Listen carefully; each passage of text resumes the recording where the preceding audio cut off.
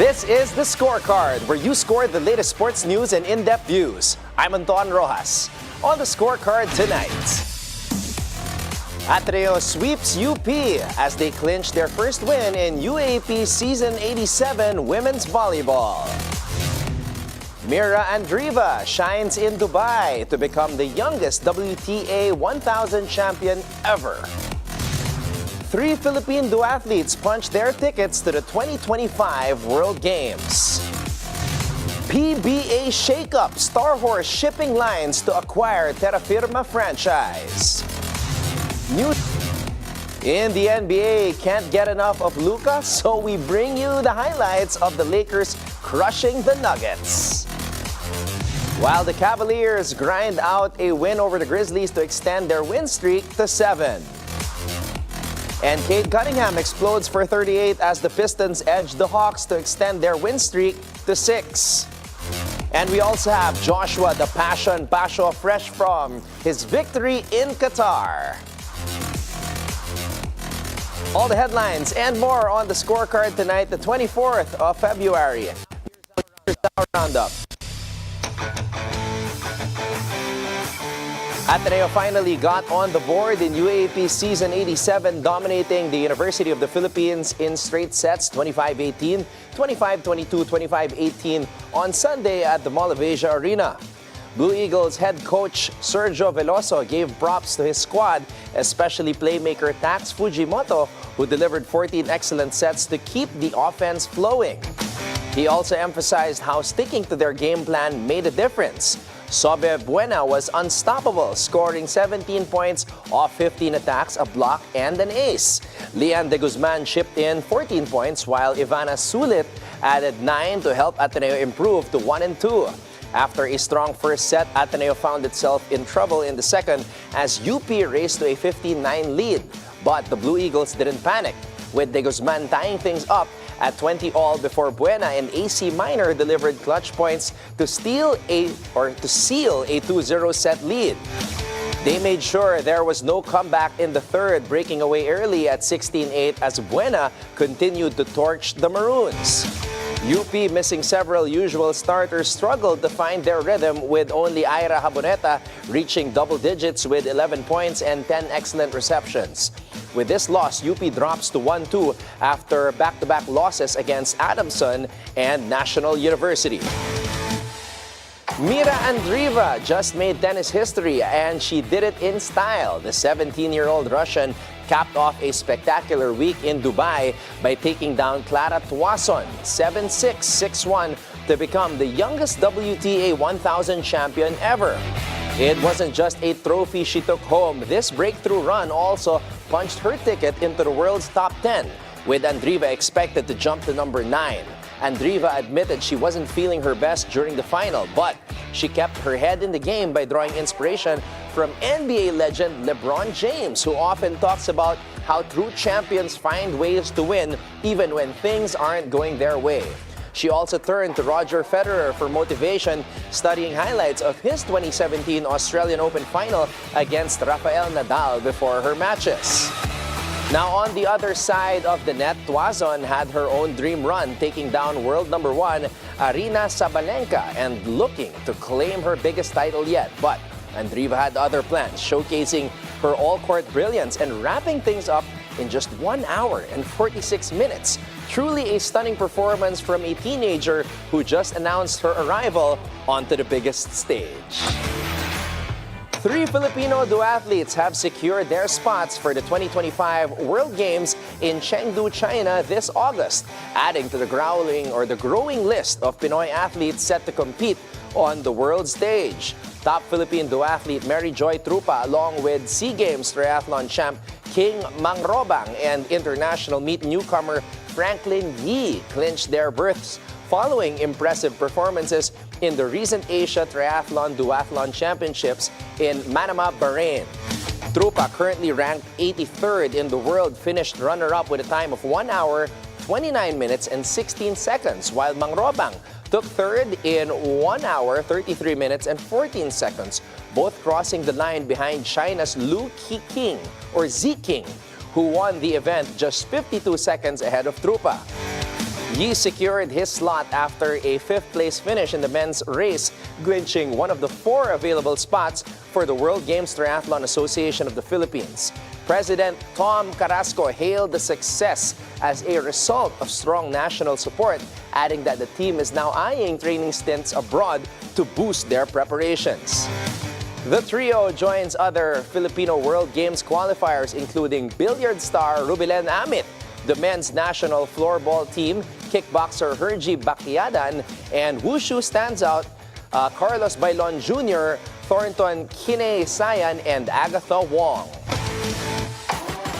A big change is coming to the PBA as Starhorse Shipping Lines has reached a deal to take over the Terrafirma Jeep franchise after the ongoing season. According to sources on Sunday, the agreement comes just a week after Starhorse formally submitted a letter of intent to the PBA and engaged in discussions with Terrafirma executives.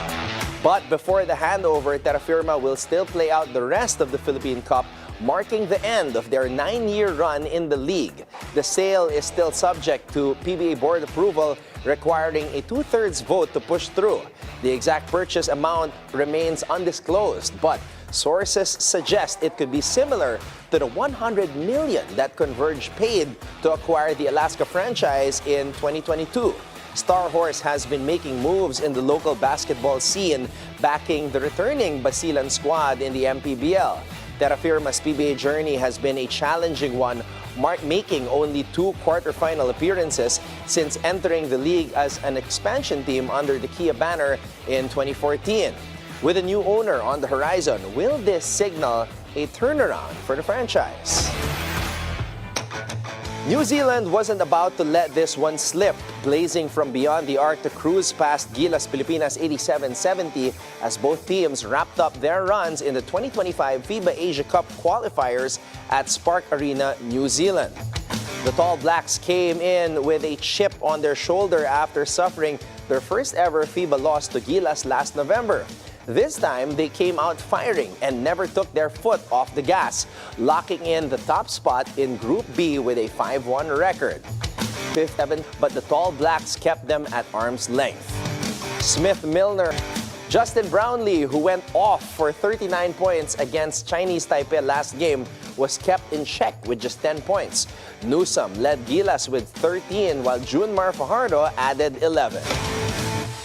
In the NBA, Luka Doncic delivered a commanding performance, dropping 32 points as the Los Angeles Lakers snapped the Denver Nuggets' 9-game winning streak with a dominant 123-100 road victory in Colorado on Sunday, Manila time. In only his 4th game since joining the Lakers, Doncic showcased his elite playmaking, finishing with 10 rebounds and 7 assists. LeBron James contributed 25 points, while Austin Reeves and Rui Hachimura added 23 and 21 points respectively, marking the first time this season the Lakers had 4 players score 20 or more in a single game. Just trying to feel like myself a little bit, playing this game. This is what I love, so I'm just finally, being myself a little bit. So that's why I was smiling the whole game. I think we still got a lot of improvement. I just can't play. This is my 4th game. So chemistry takes time. But you see today, after 3 games, you saw today that it's getting better. Doncic set the tone early, threading pinpoint passes and draining a deep 3-pointer to help the Lakers race to a 31-18 lead. The victory lifts the Lakers to 34-21, holding firm at 5th in the Western Conference, while Denver drops to 37-20. Meanwhile, Donovan Mitchell dropped 33 points as the Cleveland Cavaliers kept their hot streak alive, securing their 7th straight win with a 129-123 victory over the visiting Memphis Grizzlies. Ty Jerome came up clutch off the bench, pouring in 26 points, including 15 in the 4th quarter, while Evan Mobley dominated with 25 points and 13 rebounds. Memphis got a balanced attack with Jaren Jackson Jr. scoring 22, Ja Morant posting 21 points and 10 assists, and Luke Kennard chipping in 19 off the bench. But it wasn't enough to stop the surging Cavs. Playing without Darius Garland, the Cavs struggled early from deep, hitting just 2 of 15 three-pointers in the first quarter, but they dominated the boards 21-7 to lead 33-29 after one. Mobley was everywhere, helping Cleveland outscore Memphis 10-0 on second-chance points. Rookie Jalen Wells kept the Grizzlies in it by hitting his first 4 threes, momentarily putting Memphis ahead. Cleveland's 12-5 rebounding edge in the third helped them maintain a 93-88 lead heading into the final period. And that's when Ty Jerome took over, scoring 14 of the Cavs' first 17 points in the fourth as they built a double-digit lead and never looked back. Also heating up the court was Cade Cunningham, who went off for 38 points, 12 assists, and 7 rebounds, leading the Detroit Pistons to a 148-143 win over the Atlanta Hawks, marking their season-best 6th straight victory. Cunningham was on fire, shooting 14 for 24 from the field, draining 7 threes and notching his 15th 30-point game of the season. The game was tied at 135 with 2 minutes and 35 left, setting up a wild finish with 5 lead changes. But it was Dennis Schroeder who delivered the dagger, hitting a 3-point play to put Detroit ahead 142-140 with 33 seconds left. Malik Beasley then iced it from the free throw line with 2 free throws, and Schroeder, a former Hawk, dropped 16 points off the bench, his best scoring night since joining Detroit after the trade deadline. Meanwhile, Beasley added 24 points, hitting 6 triples. Detroit was red hot offensively, shooting a season-high 59.1% from the field and matching their season high with 23 pointers. And here's your daily dose of sports lingo. Ever witnessed a shot so cold-blooded that it silenced an entire arena and sent fans into a frenzy? In basketball, a dagger is a clutch shot made in the final moments of a game that effectively seals the victory for a team, crushing the opponent's hopes of a comeback. Now, it doesn't always have to be a buzzer beater. It's usually a shot that extends a lead beyond reach, making a late-game rally nearly impossible. One of the most iconic daggers in NBA history is Michael Jordan's legendary last shot against the Utah Jazz in the 1998 NBA Finals. His clutch jumper with 5.2 seconds remaining is widely considered as the ultimate dagger, clinching his 6th and final NBA title with the Chicago Bulls. When the game is on the line, the question to ask is, who do you trust to deliver the ultimate dagger and break the opponent's heart? That's for you to answer.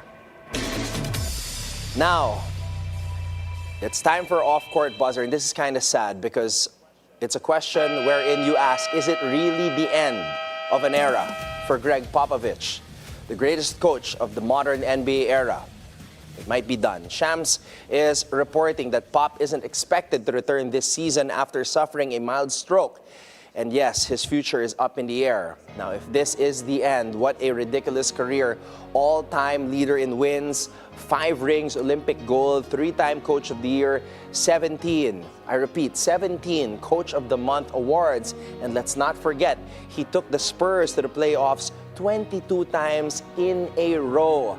That's a dynasty architect, a culture builder, a guy who somehow made San Antonio the model franchise for 2 decades. This isn't just about stats. Pop changed the way basketball was played, ball movement, selflessness, international scouting, all of it. Tim Duncan, Tony Parker, Manu Ginobili, Kawhi Leonard, Victor Wembanyama, they all thrived under him. He made stars better. He built teams that didn't just win, they won the right way. So if this is truly it, all we can say is we'll never see another Coach Pop. And that's our roundup for tonight, the 24th of February. When we return, we've got Joshua, the Passion, Pacio, to talk about how he finally silenced the naysayers by clinching the one championship strawweight title by beating erstwhile rival Jared Brooks. So watch out for that when we return right here on The Scorecard.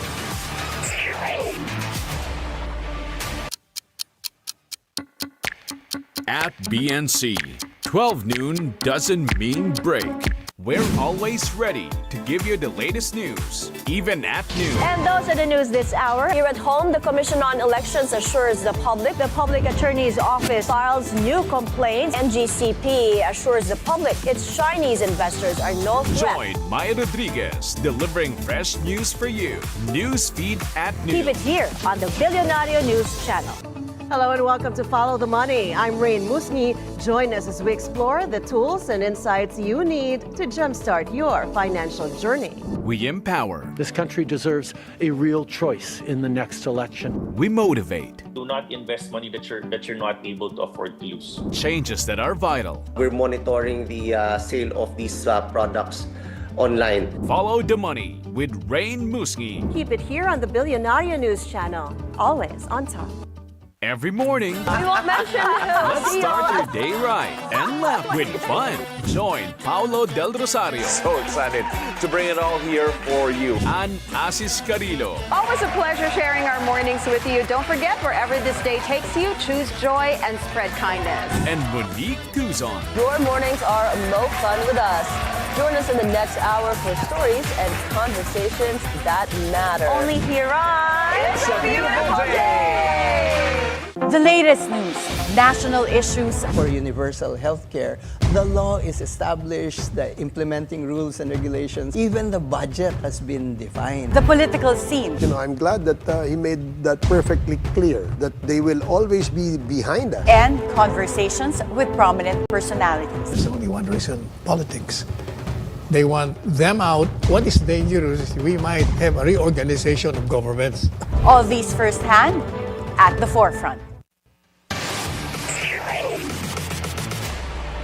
Welcome back to the Scorecard. Joshua the Pacio's phenomenal win via TKO over Jared Brooks in 171 Qatar not only made him world strawweight champion, it also silenced the naysayers who doubted his abilities.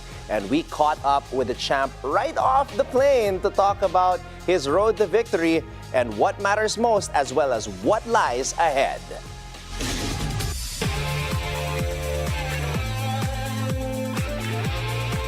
It's a huge honor to be sitting across Filipino pride. He is the one strawweight champion of the world. We have the passion himself, Joshua Pacio. Joshua, thank you so much for the time.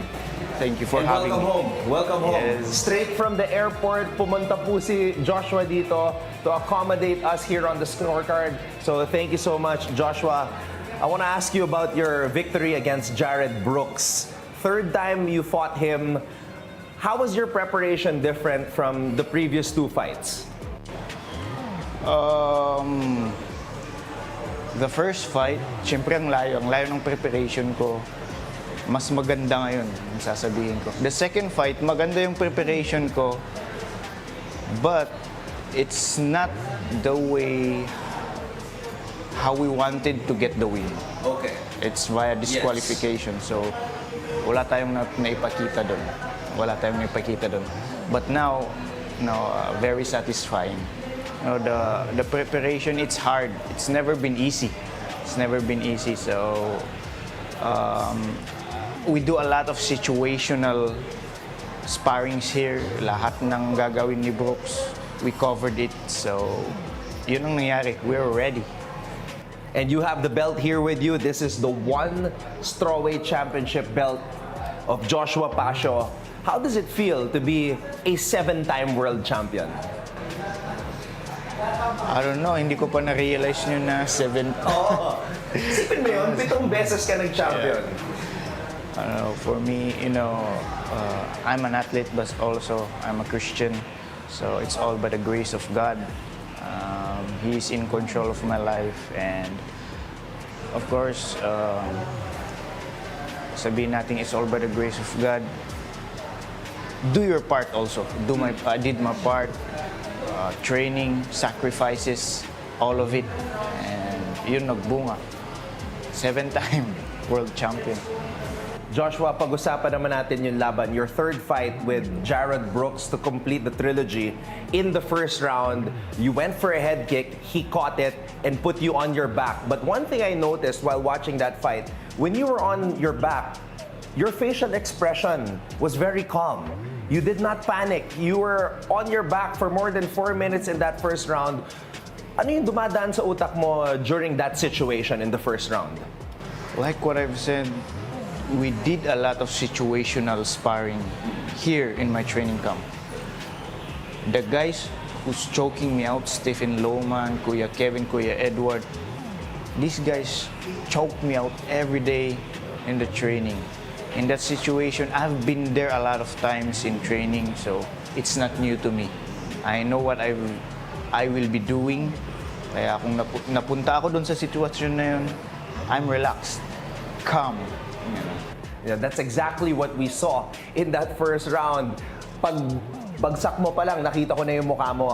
Okay, he's okay. He's calm, he's unfazed.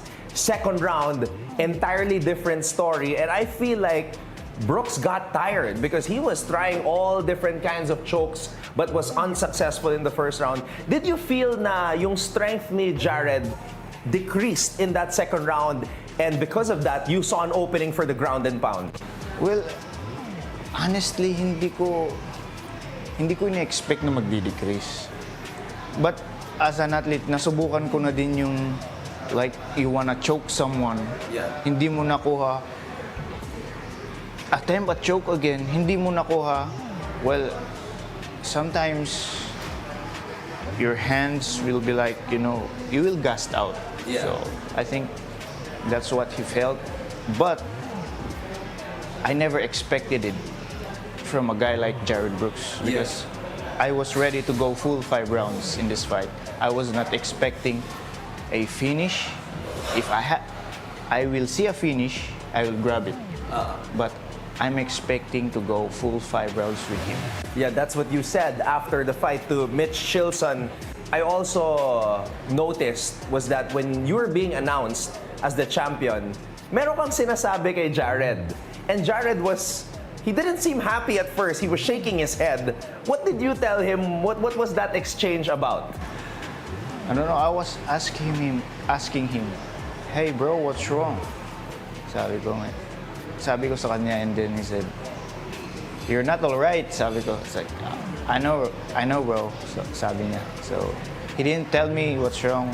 He just shake his head. But I feel like, I don't know, there's something wrong with him and he didn't tell me, so. Tingin mo hindi siya 100% physically? Is that it? Maybe. Because syempre, ayoko naman makialam. So, that's it.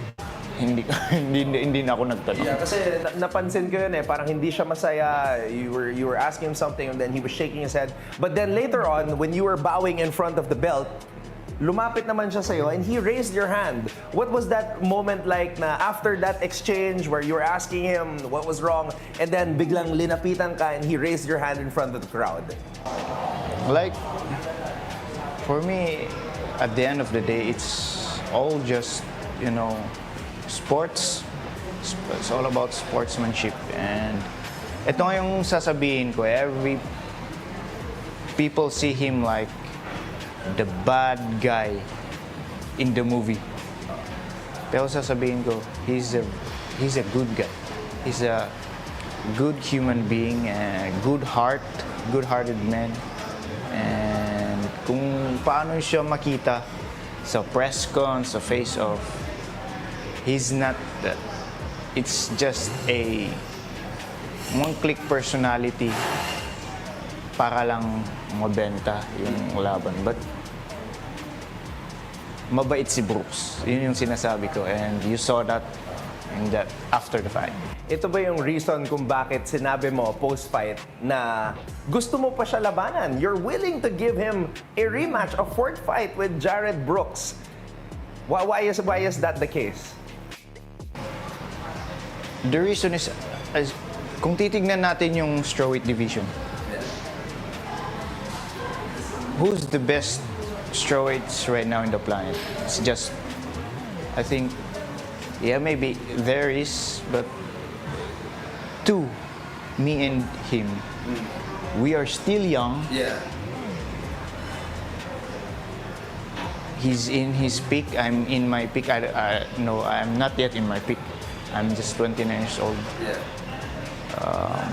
Long years ahead, so wala pang magre-retire sa amin din. Expect, we will see each other. We will see each other in the years to come. So siya pa rin down the road, because normally pag, kasi trilogy and this was a decisive win for you, so people might be expecting na, oh, Joshua got the better of Jared in this trilogy. It's over. But I guess since Kevin fought Bibiano 5 times, I don't know. As you can see, the rankings, he's still the number one. He's still the number one. Okay. Right? But maybe he's gonna fight 1 or 2 times someone in the rank 5, then yeah, we're gonna see. Okay, Joshua, one thing that really made you happy at the end of that fight also was Chatri Sityontong, CEO and founder of One Championship, giving you that $50,000 bonus. Ano yung bibilin mo with that 50,000 bonus? What's the first thing you're gonna buy? I don't know. Hindi ko alam. Hindi ko rin in-expect yun. Is that something new na Chatri was giving out? No, he's been doing that? Yeah, he's been doing that. But, you know, for me, it's God's blessing, and I'm gonna ask God for wisdom to, you know, use the money wisely. I think, yeah. What's the biggest investment you've made as a mixed martial arts athlete in your career? Right now, I don't know, maybe buying lots, properties. That's a very good investment. Smart moves by the champion here. All right, last question, Joshua. Sinabi mo na 2025 is going to be a big year for Lions Nation MMA, a big year for the passion. What's next for you? Next for me, of course, we'll defend this. We'll defend this one. And like what I've said, not just for me, for my team, and we, of course, as a team, as an athlete, you want to win. But that's not how it goes. We expect, you know, ups and downs. But at the end of the day, you know, we at those downs we learn lesson and we rise up from all of it. So, yun ang mahalaga sa amin. Well, there you go. We're very proud of you, Joshua. Congratulations on the win. And it's a huge honor to have the one strawweight champion, Joshua Pacio, here on the scorecard. Joshua, again, maraming salamat and congratulations. Thank you. When the scorecard returns, we will look into the upcoming NBA matchups so you can keep your eyes on the prize.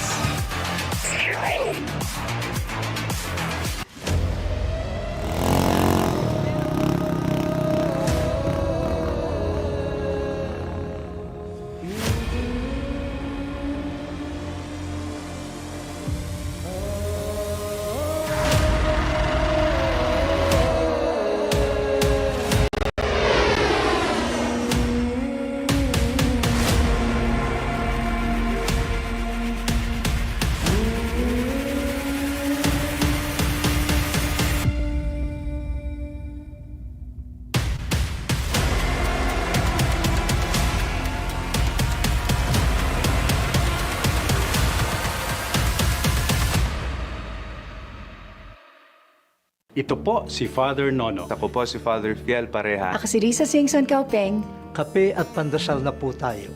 Ito po si Cardinal Chito Tagli.